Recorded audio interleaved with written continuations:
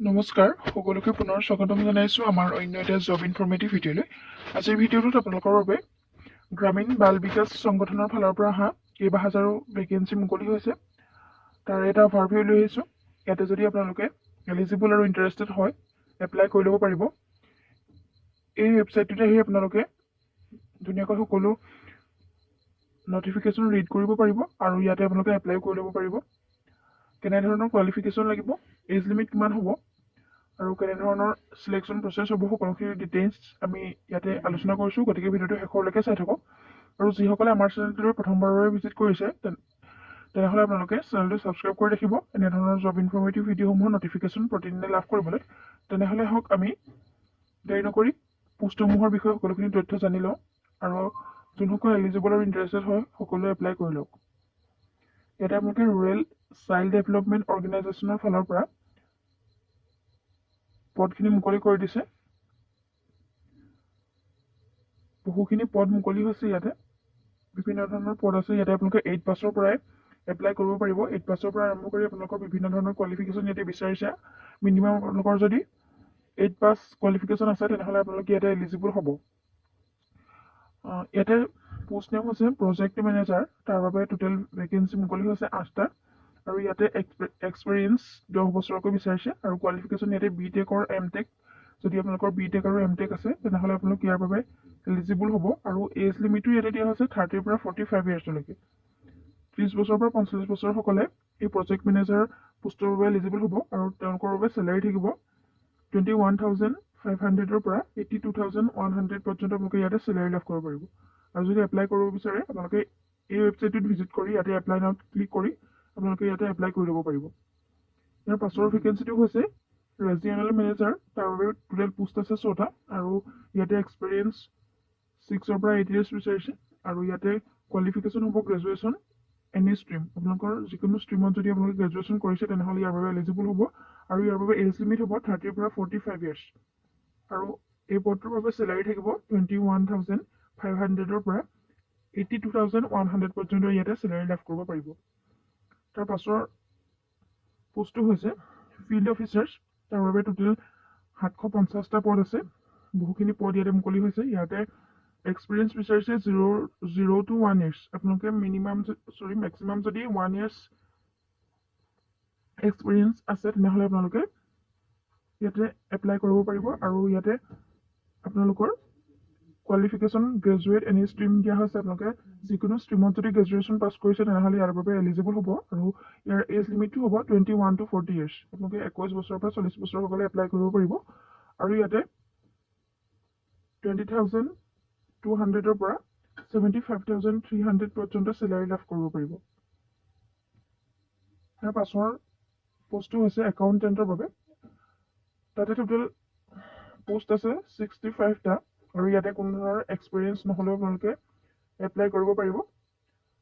যদি আপোনালোকৰ গ্ৰেজুৱেশ্যন কমাৰ্চত আছে তেনেহ'লে আপোনালোক এই পদটোৰ বাবে এলিজিবল হ'ব আৰু 21 বছৰৰ পৰা 45 বছৰ সকলে ইয়াতে এপ্লাই কৰিব পাৰিব। ইয়াতে আপোনালোকৰ চেলাৰী থাকিব 19,900 পৰা 63,200 পৰ্যন্ত চেলাৰী লাভ কৰিব পাৰিব আৰু ইয়াৰ পাছৰ পোষ্টটো হৈছে ক্লাৰ্কৰ বাবে। তাতে টোটেল পোষ্ট আছে 90টা।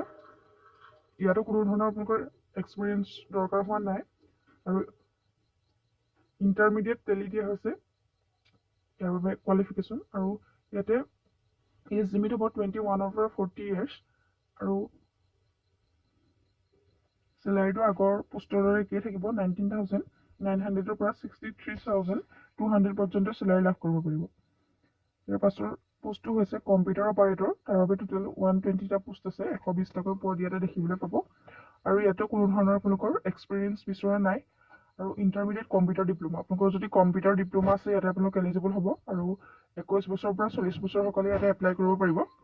এই পদটোৰ বাবে আপোনালোকে 19,900 পৰা 61,200 পৰ্যন্ত চেলাৰী লাভ কৰিব পাৰিব।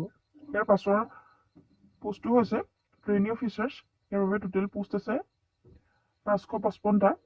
বহুখিনি পদ ইয়াৰ বাবে মুকলি হৈছে আৰু ইয়াতে কোনো ধৰণৰ আপোনালোকৰ এক্সপিৰিয়েঞ্চ নালাগে আৰু ইয়াতে কোৱালিফিকেশ্যন হিচাপে হাইস্কুল দিয়া হৈছে। মানে আপোনালোক যদি 10 পাছ কৰিছে তেনেহ'লে ইয়াৰ বাবে এলিজিবল হ'ব আৰু 18 পৰা 40 বছৰ সকলে এপ্লাই কৰিব পাৰিব। ইয়াতে আপোনালোকে 21,700 পৰা 69,100 আপোনালোকে চেলাৰী লাভ কৰিব পাৰিব। যদি এলিজিবল হৈছে তেনেহ'লে ইয়াতে আহি আপোনালোকে সকলোৱে এপ্লাই কৰি ল'ব পাৰিব। আৰু পাছৰ পদটো হৈছে ইয়াতে লেব এটেণ্ডেণ্ট। ইয়াতে লেব এটেণ্ডেণ্টৰ বাবে 20টা পদ মুকলি আছে আৰু এক্সপিৰিয়েঞ্চ ইয়াতো বিচৰা নাই। ইণ্টাৰমিডিয়েট চায়েন্স যদি আপোনালোকৰ এনেধৰণৰ কোৱালিফিকেশ্যন আছে তেনেহ'লে আপোনালোক এলিজিবল হ'ব। 21 বছৰৰ পৰা 40 বছৰসকলে এপ্লাই কৰিব পাৰিব আৰু 21,700 পৰা 69,100 আপোনালোকে চেলাৰী লাভ কৰিব পাৰিব। পাছৰ ভেকেঞ্চিটো হৈছে ষ্ট'ৰ ছুপাৰভাইজাৰ। ইয়াতে টোটেল 229টা পদ আছে, 229টাকৈ পদ মুকলি আছে। ইয়াতে এক্সপিৰিয়েঞ্চ বিচৰা নাই। আপোনালোকে ইয়াতে 10 পাছ কৰিলে এলিজিবল হ'ব আৰু 18 পৰা 40 বছৰসকলে এপ্লাই কৰিব পাৰিব। ইয়াতে আপোনালোকে 19,900 পৰা 63,200 পৰ্যন্ত চেলাৰী লাভ কৰিব পাৰিব। ইয়াৰ পাছৰ পদটো আছে ইলেক্ট্ৰিচিয়ান। তাৰ বাবে 120টা পদ মুকলি আছে আৰু ইয়াতে যদি আপোনালোকৰ ITI আছে তেনেহ'লে আপোনালোকে ইলেক্ট্ৰিচিয়ানৰ বাবে এপ্লাই কৰিব পাৰিব 18 পৰা 40 বছৰসকলে। আৰু আপোনালোকে ইয়াতে 15,500 পৰা 55,100 পৰ্যন্ত চেলাৰী লাভ কৰিব পাৰিব। ইয়াৰ পাছৰ ভেকেঞ্চিটো হৈছে ড্ৰাইভাৰৰ বাবে। ড্ৰাইভাৰৰ বাবে পদ মুকলি আছে 72টা। ইয়াতে আপোনালোকৰ যদি ভেলিড ড্ৰাইভিং লাইচেঞ্চ আছে তেনেহ'লে আপোনালোকে ইয়াতে এপ্লাই কৰি ল'ব পাৰিব। 18 পৰা 40 বছৰসকলৰ যদি কাৰোবাৰ ড্ৰাইভিং লাইচেঞ্চ আছে ভেলিড তেনেহ'লে আপোনালোক ইয়াতে এলিজিবল হ'ব আৰু 15,500 পৰা আপোনালোকে 55,100 পৰ্যন্ত চেলাৰী লাভ কৰিব পাৰিব। ইয়াৰ পাছৰ পদটো হৈছে পিয়নৰ বাবে।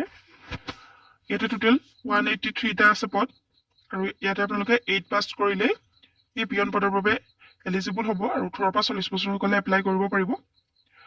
12,200 পৰা 45,300 পৰ্যন্ত ইয়াতে চেলাৰী লাভ কৰিব পাৰিব। আৰু ইয়াৰ পাছৰ পদটো হৈছে হেল্পাৰ। ইয়াতে 240টা পদ আপোনালোকে দেখিবলৈ পাব হেল্পাৰৰ বাবে আৰু 8 পাছ কৰিলে আপোনালোক এলিজিবল হ'ব। যদি 8 পাছ কৰিছে তেনেহ'লে আপোনালোকে ইয়াতে এপ্লাই কৰিব পাৰিব। 18 পৰা যিসকল 40 বছৰ কেণ্ডিডেট আছে তেওঁলোকে এপ্লাই কৰিব পাৰিব। 12,200 পৰা 45,300 পৰ্যন্ত চেলাৰী লাভ কৰিব পাৰিব পাৰ মান্থ। আৰু ইয়াৰ পাছৰ একেবাৰে শেষৰ ভেকেঞ্চিটো হৈছে গাৰ্ডৰ বাবে। তাতে টোটেল 554টাকৈ আপোনালোকে পদ দেখিবলৈ পাব। ইয়াতে 8 পাছ কৰিলে আপোনালোকে এলিজিবল হ'ব।